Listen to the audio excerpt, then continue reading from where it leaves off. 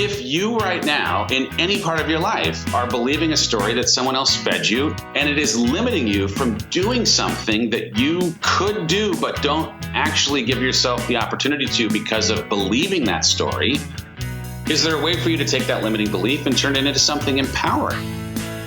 This is Running for Real, the podcast for runners who know that for every runner's high, there are just as many lows.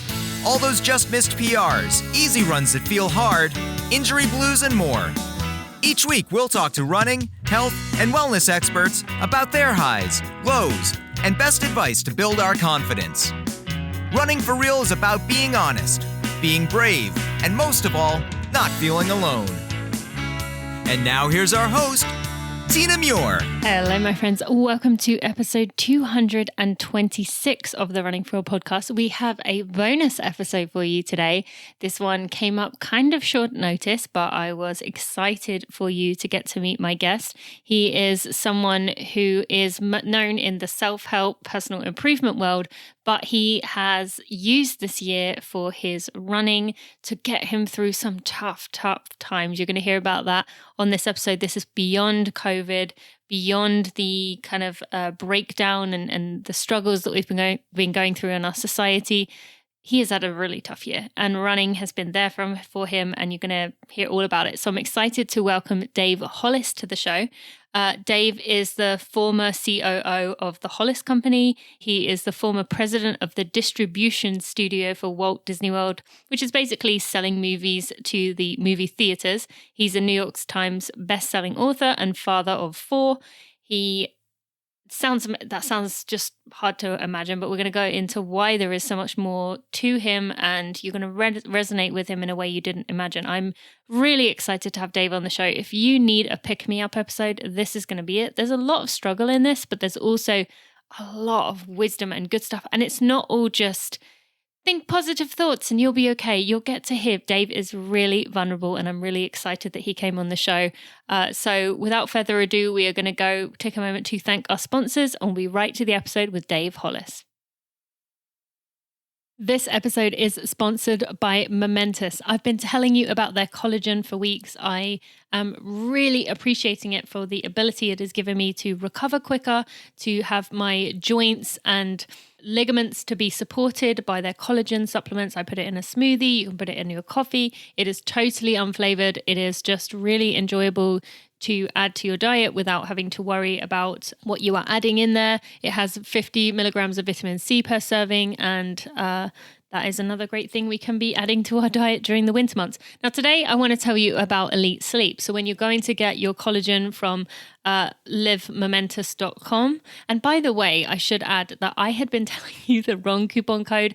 I apologize to Momentous. Actually, I told you the right code, but I actually told you the wrong amount. This is going to get you 20% off. Code TINA will get you 20% off your first order.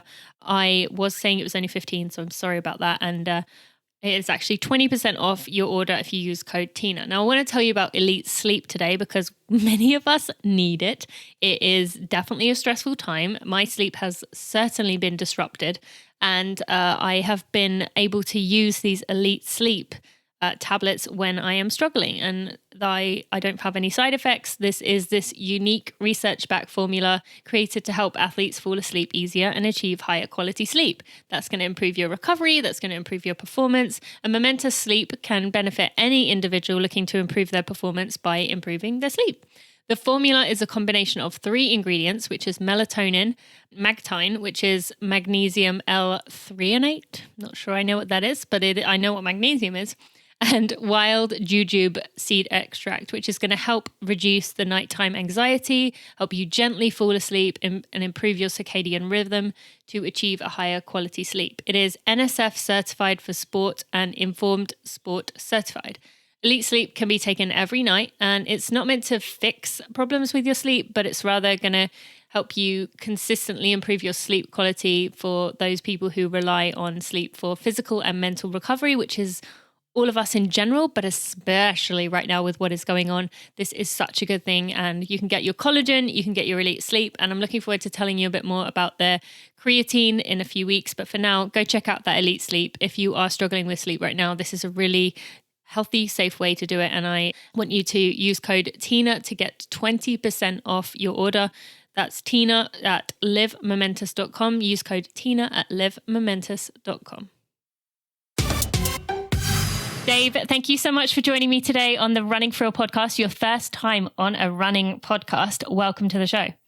Tina, I'm so excited to be here. I don't even know what I'm doing here, but I'm very excited to be here. When you say that, you mean you don't know if you fall into the runner club? Because I hope you know by now you're definitely in it. It's funny because I was just texting a friend and I said, hey, I got to jump. I'm having a conversation with someone who runs a professional running podcast. And I use professional in air quotes.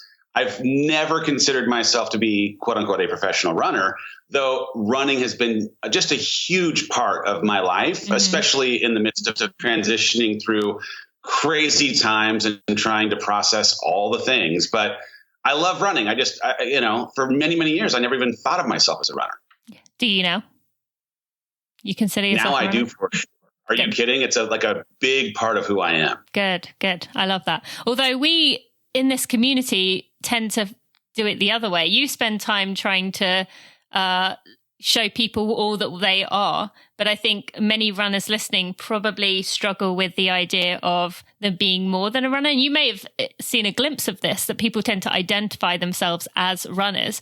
And when I was a professional runner, when people would see me and I'd had an injury, I was like, please don't ask me about running. Please don't ask me about running. And they'd go, hi, how's the running? And I was like, oh, like I'd crack into 1,000 pieces because, we get identified as a runner. So it's interesting you having all these things to your name and all these things you've done, but now running is a part of that identity, which is pretty cool. Yeah. Identity just in general, whether you're a runner or not a runner, is a huge thing because so much of how we as humans feel like we matter, feel like there's purpose, feel like we are affirmed or enough or worthy of the affection that we desire, the love that we hope for, comes a lot of times out of the labels that we inevitably wear, whether we want to wear them or not, but we wear them. And if ever they go away or the people that we're around don't have the same kind of value for the label that we might, it can be super triggering. And so, man, I'm a person who has gone through just a host of identity change over the last few years worth of time. And it has been a super triggering thing. And interestingly, the way that I have primarily handled the feelings wrapped in identity shift have been primarily putting on shoes and going on long runs.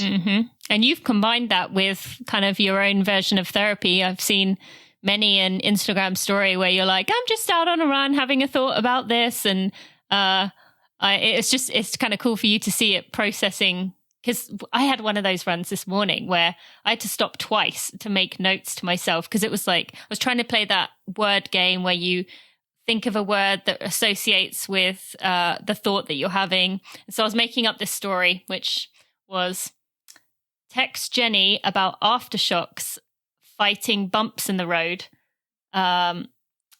because of hashtags. That was the phrase I came up with. But then it was getting too long. So then I had to stop and write that down. And I wrote some other things down. But I was having one of those runs. But yeah, it just helps you to process so many things. So I've talked about running. For me, it's been this wild combination of therapy and church. It's truly more processing of what I'm feeling and why I'm feeling it, what I'm thinking and what it means. A connection to nature, a higher power, all of those things have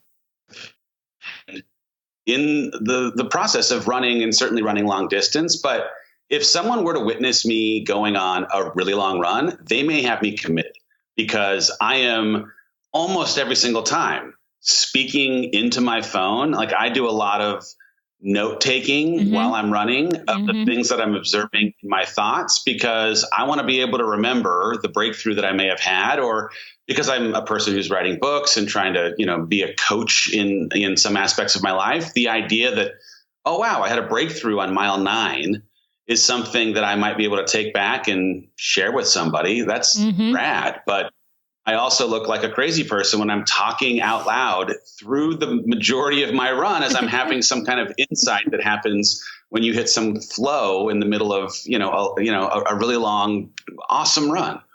I love that. I love that so much. And I think most people can resonate with that in some way, having experienced that many a time. Now, I have a serious question for you. All right. From my experience, many runners tend to be quite skeptical, conscientious, would rather spend 25 hours researching something than pay for something, somewhat impenetrable to what I call woo. And I'm not talking about woo as in like crunchy hipster stuff, but what British people call woo is the American like woohoo thing. And you very much fall into a woohoo kind of guy.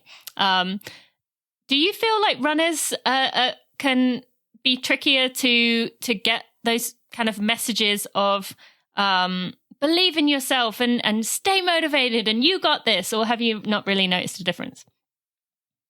I'm not sure that it's exclusive to runners per se. I just think that there are certain people who wake up in the morning and are believers, and other people like myself who are just born skeptical generally. Mm-hmm. And so as much as I trade now in a world, I work in a world where I'm attempting to try and convince people that mindset matters and that a pursuit for gratitude will have you finding it, and all the things that I'm doing on an every single day basis.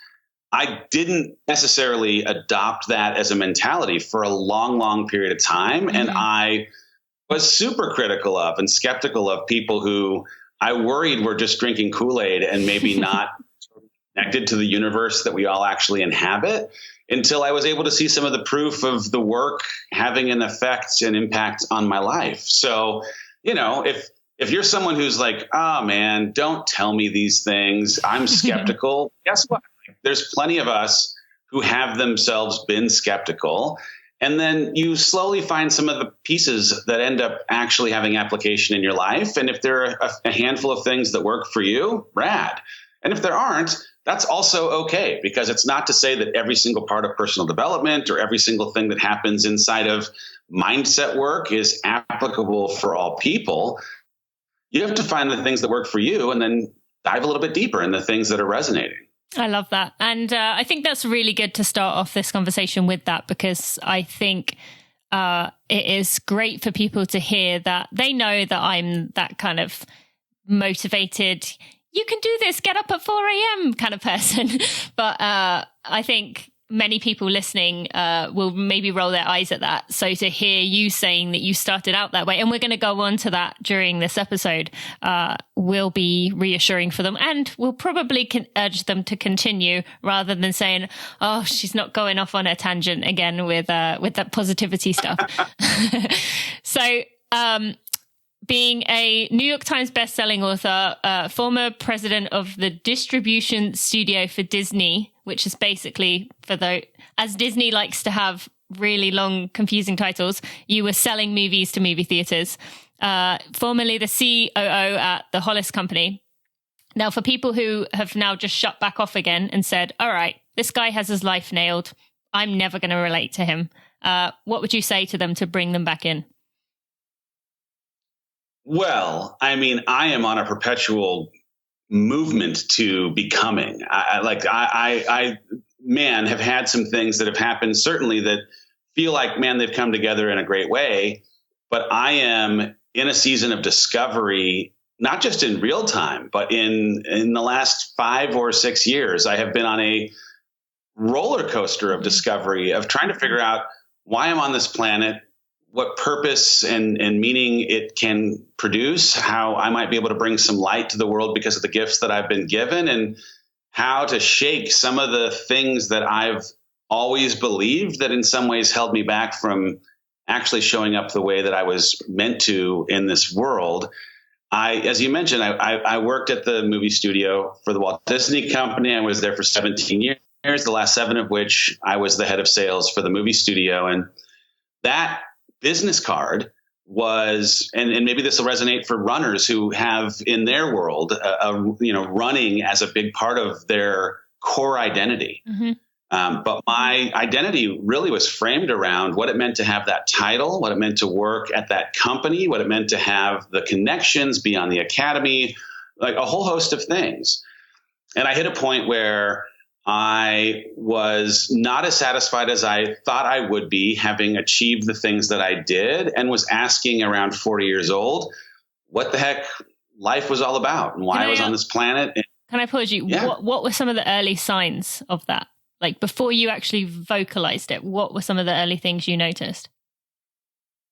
Well, I was finding myself having achieved things that I'd set as goals, underwhelmed by the way I thought that they would feel relative to how they actually did. And when I started to dive deeper into why they didn't feel as meaningful as they should have, what I could recognize was I found myself, and this is, man, so much privilege in this, but I found myself in a situation where at the Walt Disney Company, where it's Disney, Marvel, Pixar, Lucas, Disney Animation, the greatest collection of films on the planet, it didn't take the kind of work that it should have to convince movie theaters to take the Avengers and Star Wars films. And as much as I was getting the accolades, the salary, the title, the access, the disconnect between the effort and the reward was creating in that delta an unfulfillment for not having to fully utilize the gifts that were afforded to me. And so I had to ask a question. Could I be comfortable being just okay? Could I be comfortable being comfortable? Or did I want to try and push myself outside of something that was comfortable for the opportunity to maybe in that discomfort grow from it? And so I made a decision that I'd argue many people might not. I left a job in the midst of having a big contract and the promise of being able to work there for a long time with really, really great content to go pursue something that would challenge me and make me think differently about the exploitation of my gifts. And so, it's been hard to be super honest, because there are a lot of triggers in leaving what you know for what you need. There's a lot of triggers in the imposter syndrome that comes up and the insecurity that happens when you find yourself outside of a space that you have competency in or proficiency in. And I did it in part to be uncomfortable, but just because you choose discomfort doesn't make it necessarily easy. It's been super, super challenging. And so for the last couple of years, I have been trying to find my way inside of a space that is disconnected from the 25 entertainment in an entrepreneurial startup kind of a role. And in just the last 6 months, find myself now, again, with a blank piece of paper sitting in front of me, as a relationship I was in with my wife is now transitioning into co-parenting as we're being divorced, and thinking differently now about what I will do with my future when I thought we were going to do something together inside of this entrepreneurial space, and it's now not going to be the case. So identity and what you're on this planet for, man, they've just been big themes over the last handful of years. And it's one of these, if there's anything, it's like a little bit of a cautionary tale. Just be careful what you wish for. You may, in fact, get it.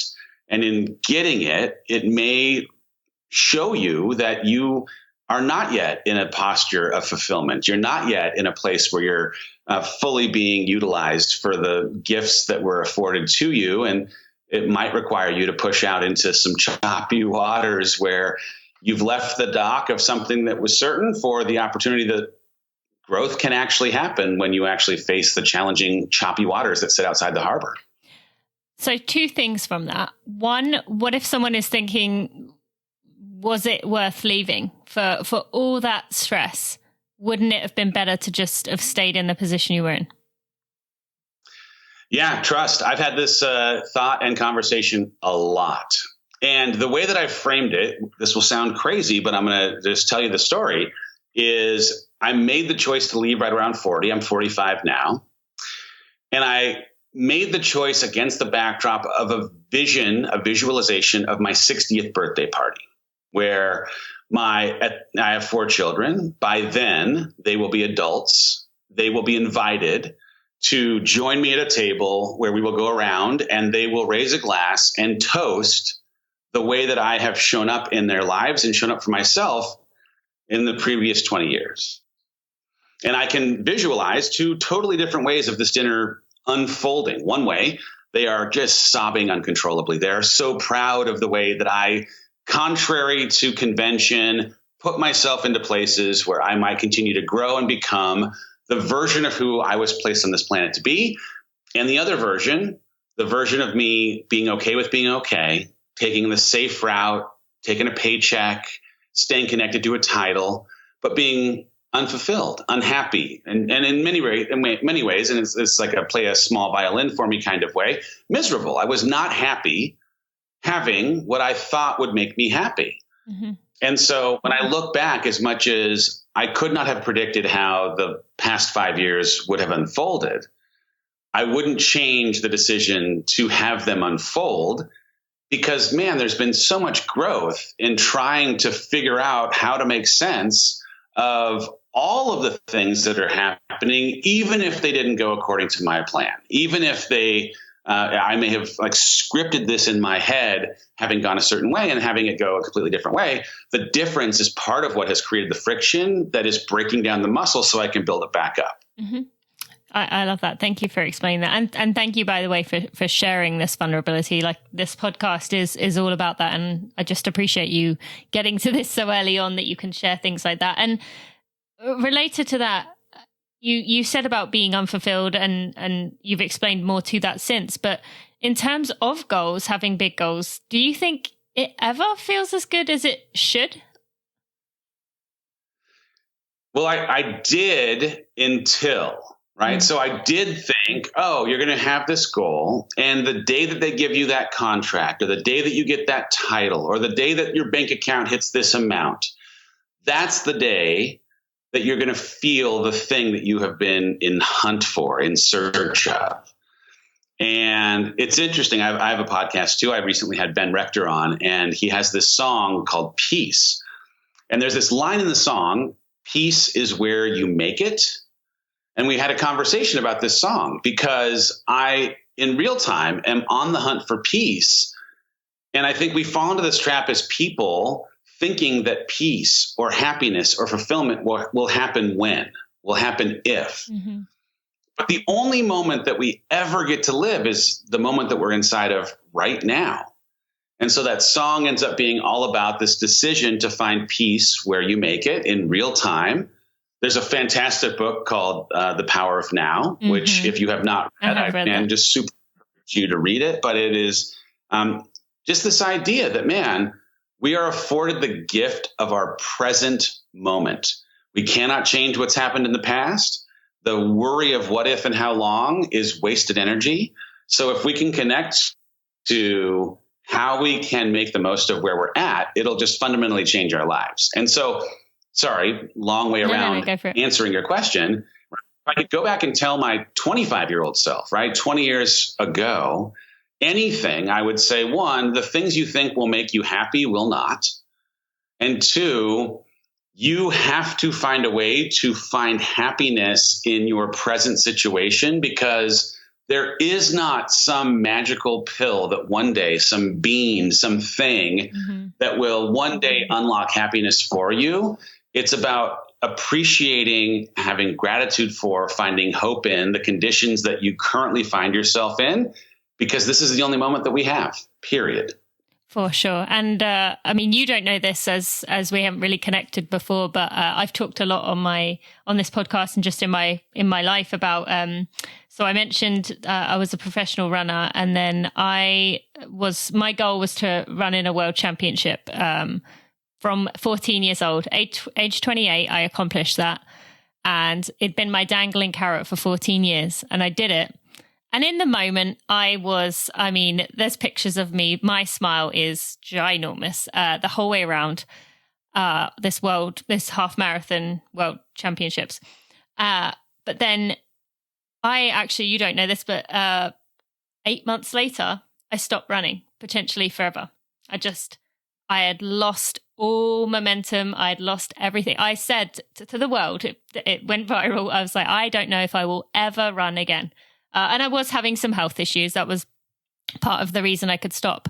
But now, having had two young girls, getting back into running for the joy of it, the appreciation I feel when I'm out running right now is not I can't wait to cross the finish line, or I can't wait to be done, or I can't wait till I run this. It is, I go in the trails and I think, wow, this time is just flying by. I'm just in a flow. I'm enjoying it. And even I said this morning, I had one of those thinking runs. It was cold. It was snowing.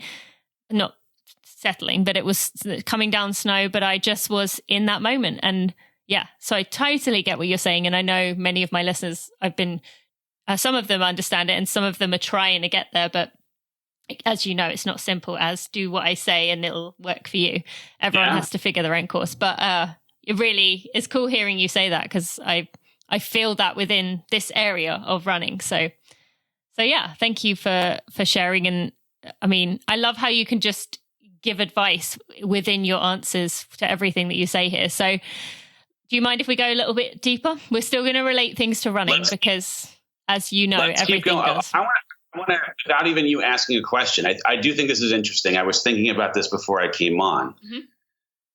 I was told that because of my height, I'm 6'4", that tall people cannot run, right? So I was sold a bill of goods. I was told a story about what was not possible for me inside of this conversation that we are having right now around running, where I've almost run 2,000 miles this year. I love to run. I am here for running every single day. I'm running right now. But for 36 years of my life, I believed a story that was told to me about running that governed my willingness to even step into the arena. And at 36, I was challenged to do a 5K by someone I happened to be working with. He happened to be a little bit older. I'm super competitive. I wanted to show him what a young whippersnapper could do. And despite all of the conversation that had happened around what it might do to my hips or my back or my knees. Yeah, I was going to say, you had to mention knees there, right? That's always you got to mention your knees, right? And I did this 3-mile run. I didn't have any pain. I felt strong. And for the first time, I was testing the hypothesis of my own truth rather than taking the story of someone else's and applying it as my own. And I bring it up because as much as anyone who's listening is probably already a runner, good news, you have whatever stories were told to you about your ability to run or not, you push past them. But this single thing in my life required me to dig a little bit deeper to understand why I believed what I did so that I could ask better questions about other things in my life that I'd been told I couldn't do, to see if, in fact, there were other pieces of evidence that might be presented to challenge those hypotheses as well. So I had to ask this question. I would challenge anyone listening to ask this question, right? Who has told you the story that you believe that in any way limits what you think you are capable of? Right? Might be in running, might be in any other part of your life. For me, until I was 36 years old, I had to ask, was the storyteller someone who was credible? Where did the story come from? Was the storyteller credible? And did they have credibility on the topic? All right? Those are the three things I would ask you to think about for anything in your life that you have constructed a story in your mind that keeps you from living into something that would unlock your full potential. So for me, who is a storyteller? I love my mother, happened to be my mom, right? Okay.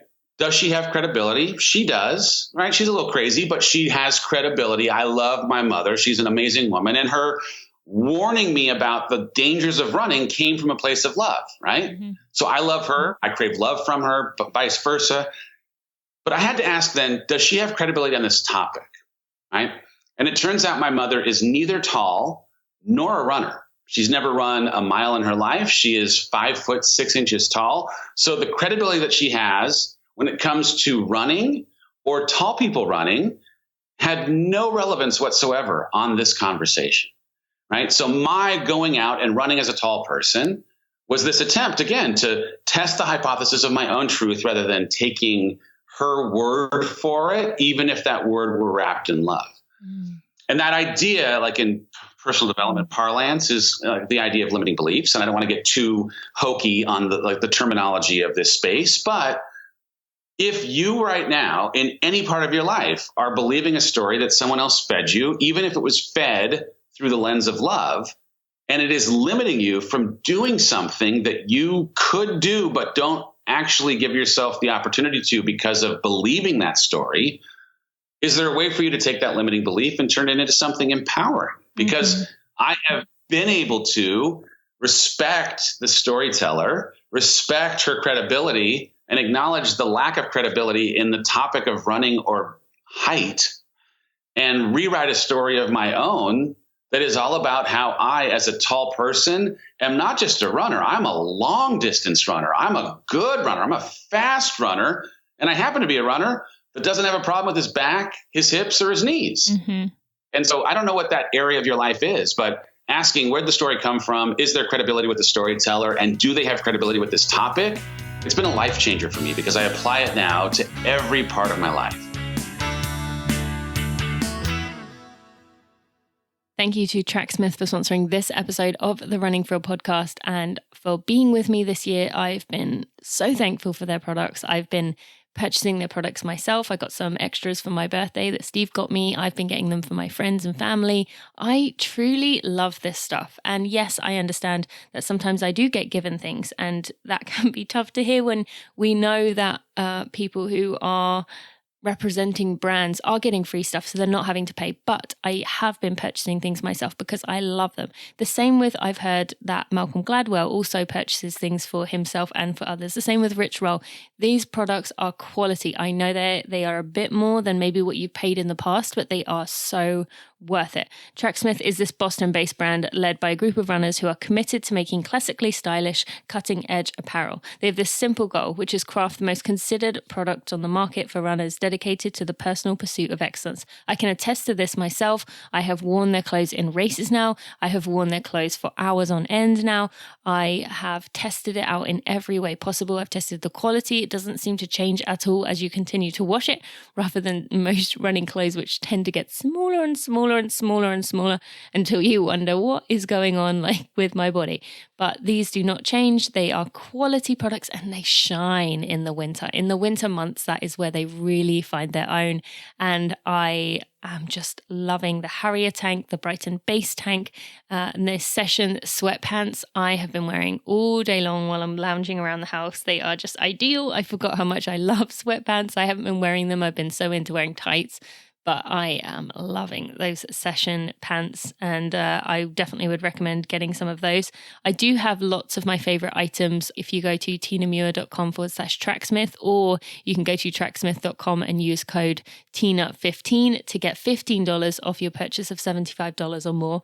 And I just want to highlight one thing quickly, which is that they have this off-road collection, which you've probably seen me using, which is celebrating the world of trail running. So now they realize that trail running also is important to us as runners, and it doesn't have to mean that you're this hardcore 24-hour runner, but you could be someone like me who just heads over there on a weekend or even once every now and again. But I love that they've created these products to help get out in nature and explore as this way to engage with the sport, but also to detach yourself from what's going on. So definitely recommend that off-road collection. So again, you can use code TINA15 for $15 off your purchase of $75 or more.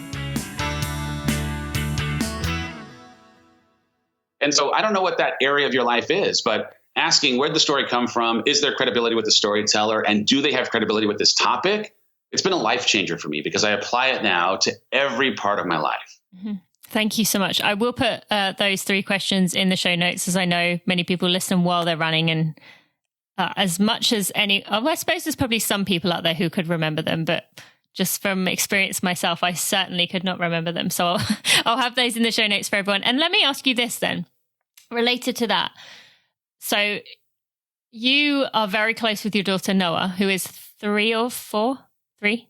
3.5, okay. Yes. And one of the narratives that girls are given is be a good girl, be polite, be kind, don't show that you're not perfect, make it look effortless. Now, for someone listening, myself, I true love my mother, but she also put in the narrative of be good, be kind, be polite. But then does she have experience in that area? Yes. So then what would be your answer there?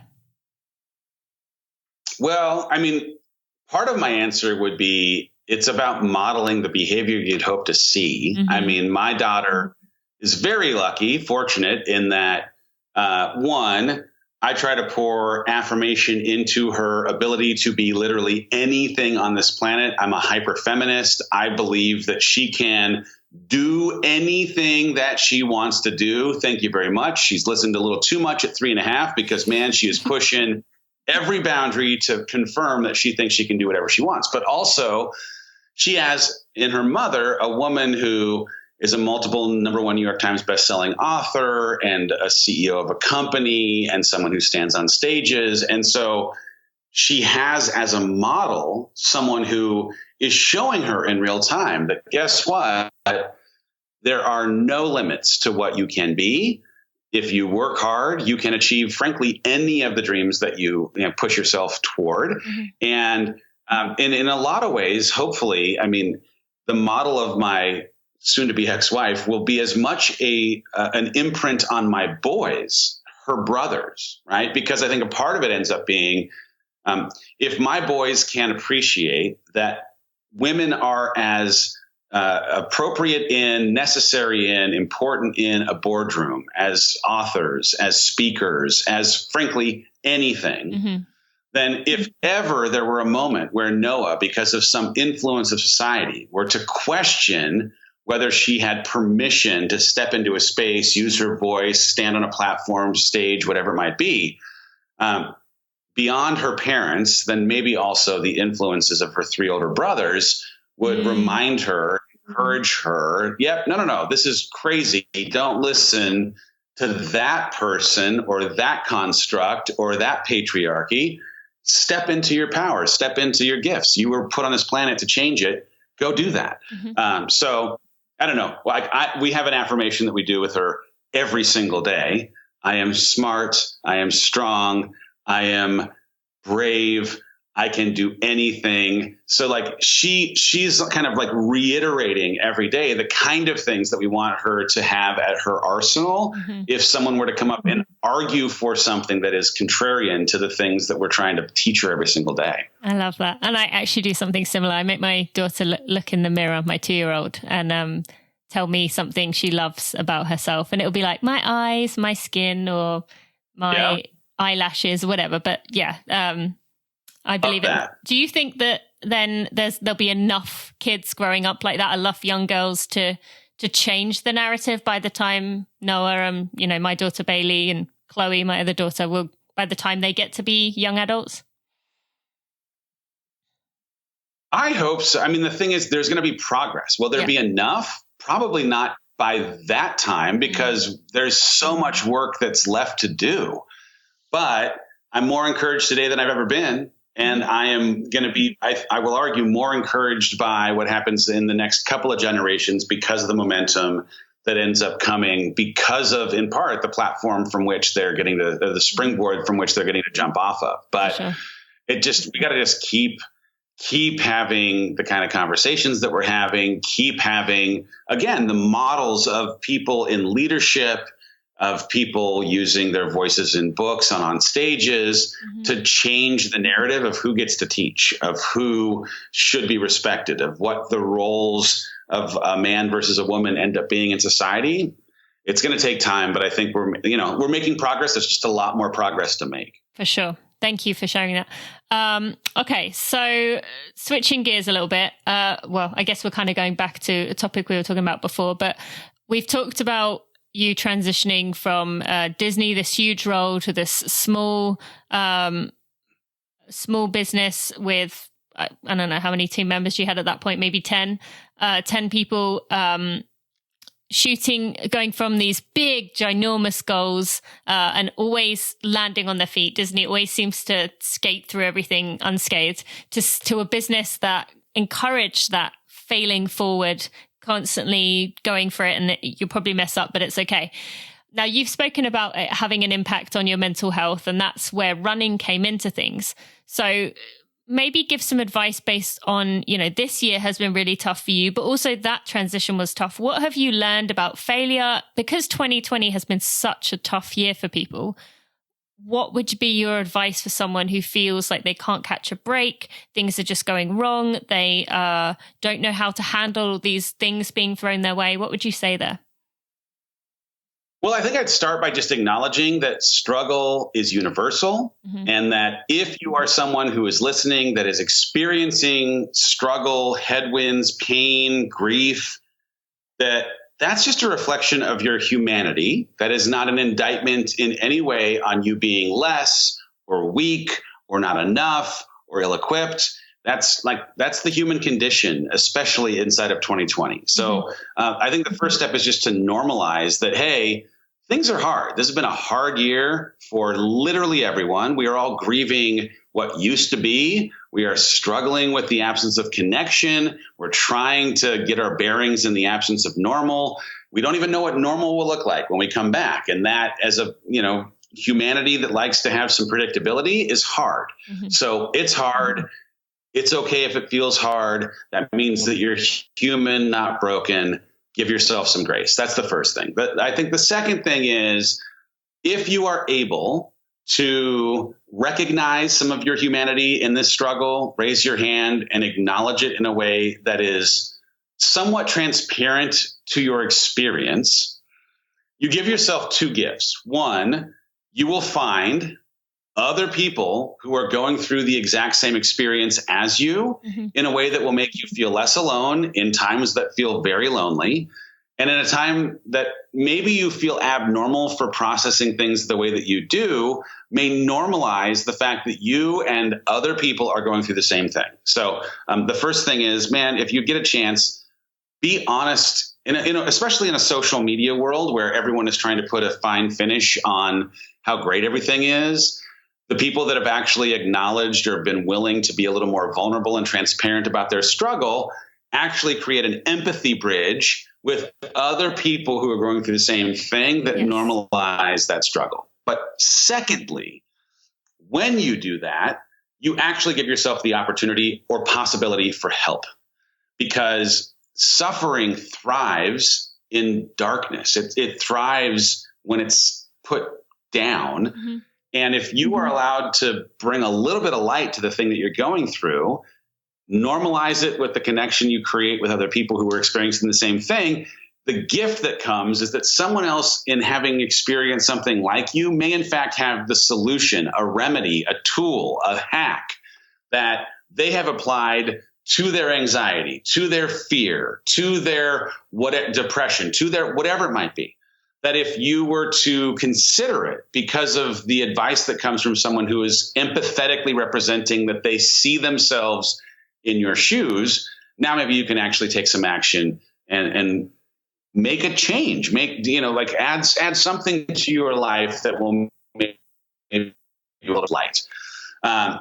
What was the original question? I've gone off on a tangent again. No, it's fine. You do not have to say that to me. It was about 2020, how it's been tough for everyone, but we can change it slightly because you kind of answered it in your answer there. But we've said 2020 is a tough year. You also have added that you're going through divorce as well.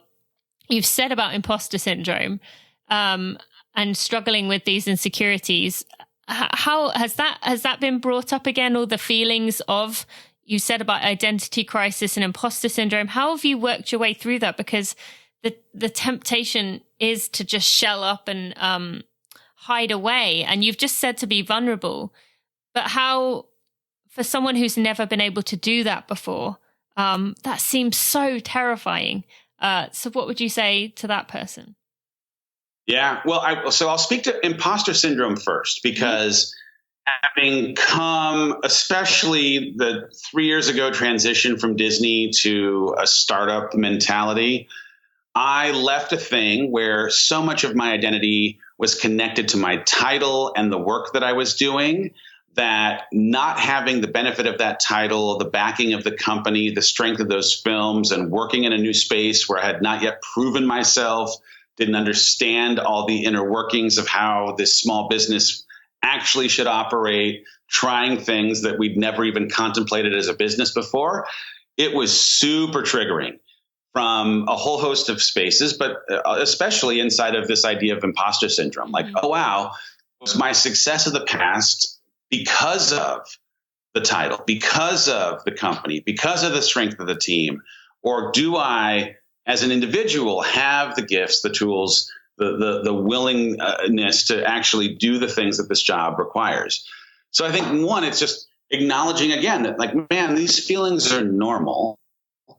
And the way that you can try and combat it, for me anyway, was with information, right? Because like the imposter syndrome thrived when I couldn't fully address how things were going to work. And the best way for me to try and reduce the variability of outcomes was to overwhelm myself with information. So how can I become the smartest person on the topic, the smartest person in the room, in a way that would feed my teams well, that would give them the kind of information to make the best kind of decisions, in a way that if a decision was made, had a secondary or contingency plan on the ready.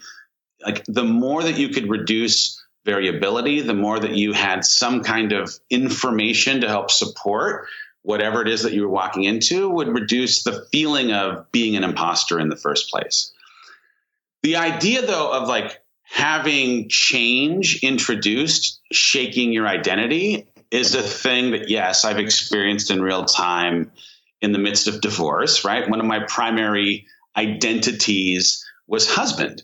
For 16 years, I was husband for almost first, right? Maybe child of God first, husband, father of these kids, and having that moniker taken away left me with a little bit of a blank piece of paper in trying to define who I am and why I'm here. And I think the thing, if anybody who's listening, especially in the midst of COVID and all the change that 2020 is presenting us, feels like pieces of their identity have been rug pulled out from under them, the thing you have to do is cast a very, very clear vision of where you're heading now that where you thought you were going is gone. Now, I can tell you, for me, the ability for me to cast a vision for what was next, the imagination that was required to be able to do that, was compromised by fear. I think it's normal. It's a regular kind of a thing that if things you knew are now gone, that the unknown provokes something that's scary in the unknown. Yeah. And so one of the first things I had to do in the midst of this unexpected, never thought I'd get divorced, holy cow, what is happening kind of moment was, I need to write down all the things that I am afraid of in trying to cast this vision, so that I can actually address which of the things I'm afraid of are real and which of the things that I'm afraid of are just fabricated, made up things. If they are real, what are the things that I could actually put in place that would address some of the fear to reduce some of the variability? So that once I've done so, I can actually cast as clear a vision as possible. Now, once you have the vision, then it's about, okay, understanding self-awareness. Where are you today relative to where you want to try and go in that vision, and the delta that exists between where you want to go and where you find yourself? That's where you establish habits and routines. That's where you establish the kind of goals you'll need every day to live into a kind of person that would one day at a time, one step at a time, get closer to the vision of who you think you're becoming. Once you have that, then so much of the anxiety, so much of the fear, so much of the worry dissipates, because you've created clarity in an ambiguity-filled world. You've created some certainty, even though certainty is a relative word, in a chaotic space, right? And so the more that you can have that, I think the better you're inevitably going to be. So relating that to running, I often find when I'm speaking to people, when they say, I've got this really big goal, and you can understand this yourself, having seen the beauty of running in kind of all its forms over the last few years, people tend to set goals that I personally think aren't high enough for, they say, my big stretch, scary goal is, I don't know, qualifying for Boston. But to me, they could go way beyond that as their big scary goal. But then they say, but I want to do this at the next race in 2 months' time. So can you talk a little bit about how to set goals, how to create that vision, like you said, of the really big, like I said, for me, took me 14 years to get to it goal, compared to the way that you should be approaching your coming months, so that you're not just putting this pressure on, as you know you have raced before, how it feels to be coming up to a race and be like, this has got to be it. I've got to get that goal now, or I'm a failure. So just talk a little bit about goals in the running context, if you can. Yeah. So I have tried to cast a vision for who I'd hope to be 10 years from now. And if 10 years feels too far away, start with 5. but 5 to 10 years from now, here's who I want to be. Okay. That vision has to be so clear that it runs like a motion picture in your mind. You can feel it, taste it, smell it, you know it. It gets you up in the morning. The leverage that is created by the possibility of not living into that vision is something that gets you going on the days you don't want to. But that's where you start. But the short-term goal setting process for me has been a question that I've asked around all of the components of health and what I need in this season. Okay, so I want to have goals that are contextually cognizant of the world that I am operating inside of, but that also have an eye to that 5 or 10 year from now vision of who I'm becoming. And I've tried to break my goals into the 5 components of health: mental, emotional, physical, spiritual, and relational health. And in each of those cases, ask, all right, in the next 3 to 6 months, what are the 3 things that I need for each of my mental, physical, emotional, spiritual, and relational health in this season? Acknowledging what this season means, right? Because what it means to set goals inside of quarantine, what it means to set goals inside of me transitioning 6 months into a divorce, what it means to set goals in whatever environment you find yourself in is going to probably be a little bit different than what it looks like in March of 2021, in August of 2021, right? And so for me, when it comes to running, right, like I have a vision of who I want to be physically 5 years or 10 years from now. And so I had to ask, what do I need in this season? Well, at the beginning of this year, what I needed in this season was to run a marathon in February. I climbed a mountain right around the same time, and I signed up for my first Ironman. And I did those things because the vision of who half Ironman, but I did those things because I am trying to escalate this thing that I need as a part of my physical health journey, which is to always have a goal that sits just beyond what I believe myself to be capable of physically, right? I'd never run a marathon until I ran the marathon in February. I will have never done a half Ironman until I do the half Ironman. And I'm not going to finish at the half Ironman. I'm going to do a full Ironman. I'm going to do, I don't want to say the word ultra on a show like this because someone will hold me accountable to it, but right, I'm going to do runs that are longer than a marathon, right? And I'm going to do it in part because I have found that pushing myself to do things that go beyond what I believe I have a capacity for physically have reframed what I believe I have a capacity for. And the mental piece that is required to actually achieve those physical things has what I think about my mental resilience, the ability that I have to handle things that are bigger than me. So when I'll be honest, in the midst of this divorce, like the doubling down on the training for the Ironman is real in real time, in part because I don't want to drown. I am not a good swimmer. I'm actually, in trying to bite off doing this, pushing myself into a space that makes me feel super uncomfortable. Mm-hmm. But as I achieve it, I will again show myself that I have a capacity that goes beyond what I would have given myself, things that go beyond or are bigger than what I think I can handle.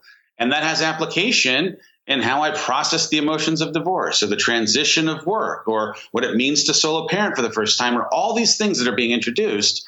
So as you think about your physical goals, to me, have that vision of who you'd hope to be physically or what kind of race you'd hope to run 5 or 10 years from now, and what you need in this season as a stepping stone to who you're hoping to become so that you can compartmentalize and incrementalize the thing that you're working on. So it doesn't feel like you're trying to bite off the 5 year from now version of yourself. You're just fortifying what you know of what you need in real time so that you can, on the platform that you've created, reach for the next thing in a way that doesn't feel that much bigger than what you've just done. I love that so much. And that explains, I think, a lot of actually what I've been trying to get across to people, which is that when people say to me now, like, what is your goal? I'm like, I don't have a goal. Like I don't know, but you're right. I can see what I look like 5 to 10 years from now. And I mean, to be honest, I have a few different pathways depending on, whether I decide to go back to elite running or not. But I in the right now, as I said earlier, it's all about being in that moment and appreciating it and trying new things. Same as you, I've talked about, I've tested the waters of talking about doing an ultra, but I haven't gone down that path, but I can see what I look like, not physically, but just a vision of it in the future. And because I'm not saying, in 6 months I'm going for this race, it doesn't mean that I don't have goals. It's just, as you said, more of a vision, which I love that. One of the things I will say too, it's just been incredible in the last year, and it's a little bit of serendipity, but also it's just been, to me, it's been God in some respects. Finding ways to spend time with, and it could be that you're spending time with video or podcast content. It could be that you get the benefit of actually seeing some of these people in real life and in real time. But like I've been able to have some very small but impactful interactions with a guy like Rich Roll, to like go and actually have an event with Jesse Itzler, to spend time with a guy, Colin O'Brady, who walked across Antarctica, like spending time with people who have the same composition body-wise as I do. They are made of skin and bones, organs, they breathe air, just like me. They're not cyborgs as far as I can tell, but have pushed themselves into spaces that defy what my practical brain would have ever given credit to something I could accomplish.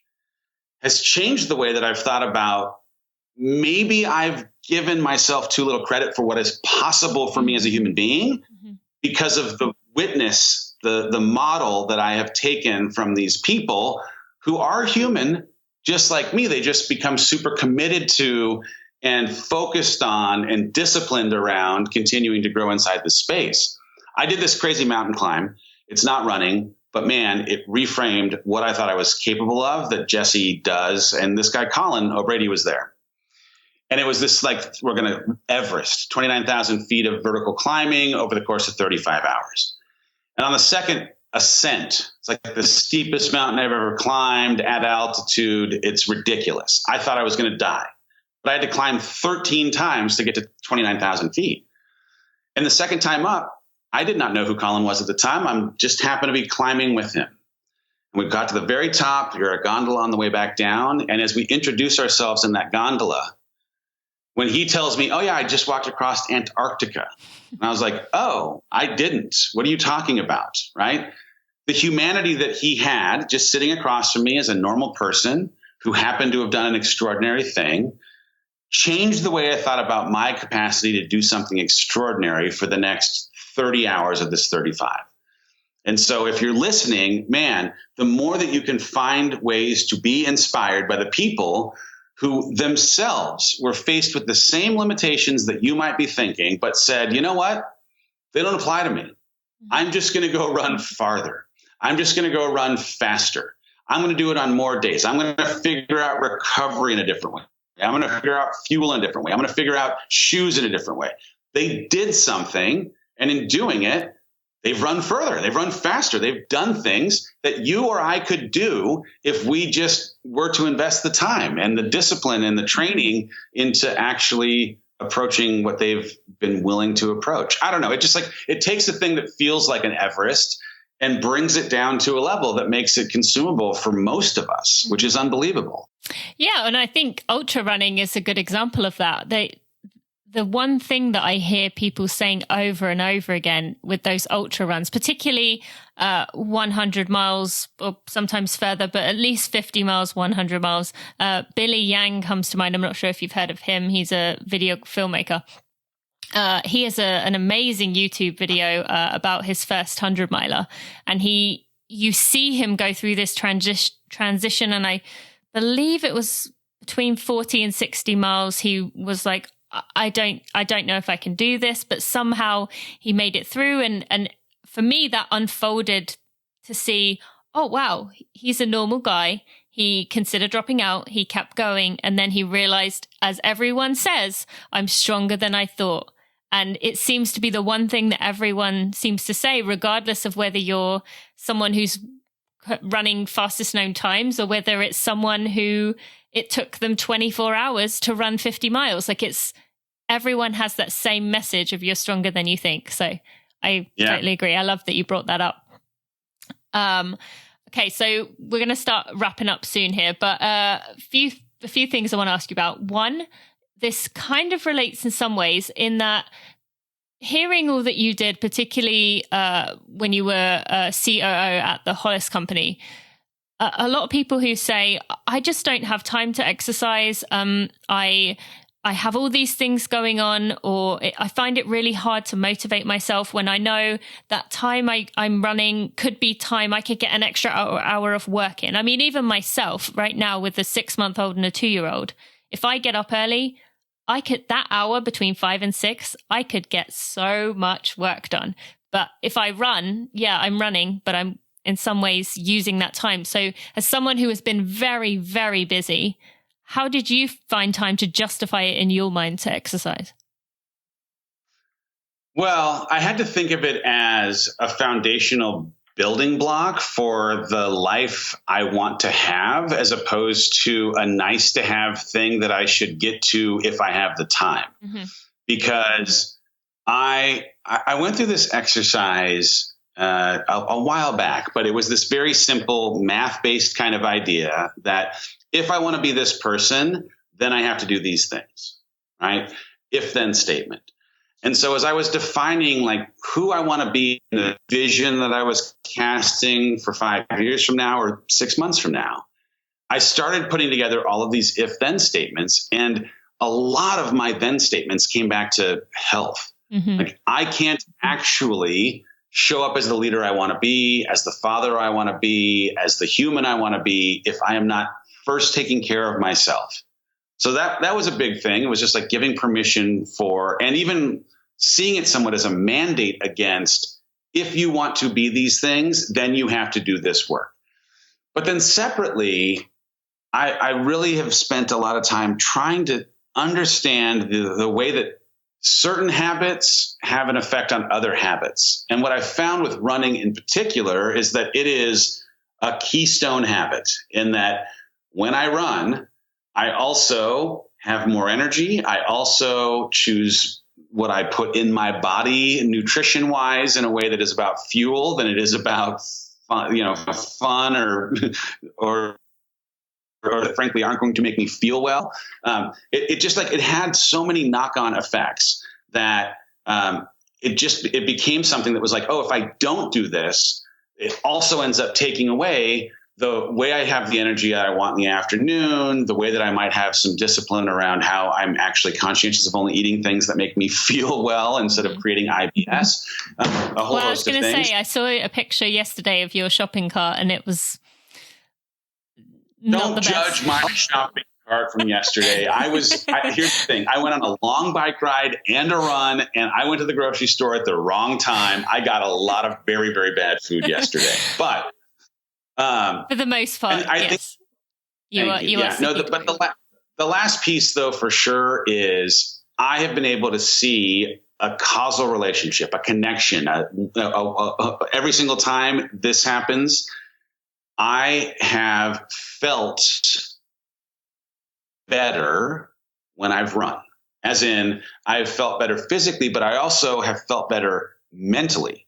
That when I have felt triggered by the chaos of life, by the overwhelm, by the anxiety, by the fear, by any of the negative emotions, running, again, has become this combination of therapy and church. And it's on the road that I'm actually able, in that space, in the silence that ends up happening while I'm running, to process that and understand why I'm thinking what I am or why I'm feeling what I am.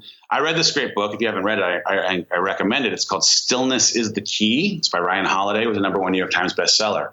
But just the idea that we as people in a world that moves as fast as it does don't take enough time to create still. Mm-hmm. And there is something about running that actually, because of you leaving your house and leaving your things and leaving your technology, hopefully, and gives you that opportunity to be inspired, to listen, to analyze the way that you are thinking. And that is a vehicle for breakthrough, but it's also a vehicle for dissolving anxiety or handling the things that you're trying to workshop in your mind so that you now have some answers on what you need to do next. For sure. Thank you. And I think most people listening will understand that wholeheartedly, because it is one of the true gifts that running gives us, for sure. Thank you. Okay. So one final thing that I'd be curious to hear your thoughts about. So thinking about, the opportunities that you have had, this year has exposed a lot, not even in terms of COVID, but you yourself have spoken about systemic racism. You wrote some beautiful words, apologetic words about George Floyd, what this year has taught you. When you look back on your early life, your career, how things grew, the 17-year stretch at Disney, looking back this year, have you seen how your white skin has given you these opportunities in some ways and played a role in allowing you to get to where you are? And how has that changed you as you move forward into the rest of your life? Yeah, I mean, the notion of privilege and the access that's afforded or the opportunities that are afforded are something that I've tried to stay connected to over time. I have a tattoo on my arm that says the word ally. I got it in part as a reminder every day to stay connected to the privilege and try as best I can to be an advocate for or a voice box to someone who maybe isn't afforded as much a stage or as loud a voice. I got it in part just for my kids to see that, hey, part of the responsibility of being born into a family like ours, where your skin is the color that it is and affords you things that others maybe are not afforded, is to be conscientious of it and to take action to try and work against the moving sidewalk of racism that exists inside of this country, and just be a voice for people who maybe don't have as much opportunity. I don't know that in like super honesty, I'm not sure that I was as connected to the question that you're asking at the earliest part of my career, right? I mean, I think there was maybe a little less mature part of me, but also maybe not as much noise, voices, unrest and upheaval as there has been certainly in the last handful of years to bring notice to it. For me, for our family, we had decided to adopt. We're 4-time foster parents or adoptive parents of our youngest daughter. And our adoption journey started in us thinking that we were going to adopt from Ethiopia. And that started a little more than 5 years ago, knowing that we were going to have a child of color and a biracial family. We intentionally sought out a multicultural church. And at the time, to be honest, it was more about like, how do we respect and celebrate her culture? How do we make sure that we're doing her hair right and finding ways to have her see herself and friends that we have inside of our community? But the gift that came in the experience is that for the first time, maybe in our whole lives, rather than it just being casual relationships, we were creating real friendships with people who had completely different life experience. Mm-hmm. And in those different life experiences, as the news was happening, as the world was happening, we were able to actually understand the affect of what it might mean to have someone shot in the midst of a police pullover, whatever it was in the news that day. And it fundamentally changed, I think, my perspective, our family's perspective, and the kind of urgency around action that's required for anyone who can recognize the privilege that they may have and what it might mean in having it, and the kind of responsibility that comes with it. I wrote in my book the story of having sat with someone I went to church with 5 years ago. He asking me, he happened to be an African-American friend, if I'd ever had a conversation with my kids about what to do when they got pulled over. And it had never honestly occurred to me one time in my entire life. Why would it have? I'm a Caucasian human being. I've never had a problem with police and being pulled over. And he was explaining that, hey, in real time with his young boys, he was having this conversation. And that is the definition of privilege, that it had never previously occurred to me, that it was an active conversation that he was having. Yeah. And that single conversation led to a string of conversations of, okay, what other things are happening inside of your world experience and your life experience that I haven't seen or experienced? And is there something that I can do as an ally or advocate to you, as a friend to you in the community, to be a little more active for people like me who maybe are oblivious to the fact that this is even existing. So anyway, I think there's been, again, like any of the conversation we've had today, there's been progress, and there is so much more progress that is necessary. But if 2020 has provided any kind of silver linings, I do think there at least has been some good progress in this conversation and in it's not enough to say you're not racist. Like being actively anti-racist is a thing that is a big responsibility for everyone who's interested in justice and trying to get to a place where the idea of privilege just doesn't even exist. Yes, thank you. And just with the message that you put out of this, set these goals, set this vision for yourself, work hard, and you can do it. What you've been telling Noah, has the conversations that have happened over the past 5 years, or especially this year, changed anything about that hard work aspect? Because I think for me, that's one thing that really I came to address and think about a lot. Was I'd always thought, if you don't get to where you want to go, you're just not working hard enough. If you want to be gritty and you've got to be tough and you've got to work hard, you'll get wherever you want. You can do whatever you want. But now I'm seeing the effect of that, of having white skin, and how much that, yes, I still work hard. That doesn't take that away, but it also gives me a bit of a tailwind in some ways. Have you thought about that aspect in any sense? Yeah, interesting. In a chapter from my book, the lie that I believed was that I know what you've been through, and I tell some stories of a younger version of me, thinking I understand what it means to be a person of color, someone who's gay, someone who has grown up with disability of some kind, whatever it might be, and how much hubris was wrapped in me thinking I understood what it might be like. But in that, I represent that, of course. Anyone who suggests, one, that there's just an equal playing field, or that two, if you just work hard, that hard work is something that universally has the same kind of yield for all people. To me, one, it's naive, but it also, I think, unfortunately, kind of reinforces some of the messaging that doesn't actually help the cause of bringing attention to some of the stuff systemically that we actually need to try and address. So, it's not, I would say at 3, my daughter is biracial. So, and we will, I think, over time have additional conversations about what it means for her as a person of color to ultimately grow up and live inside of the world that we operate inside of.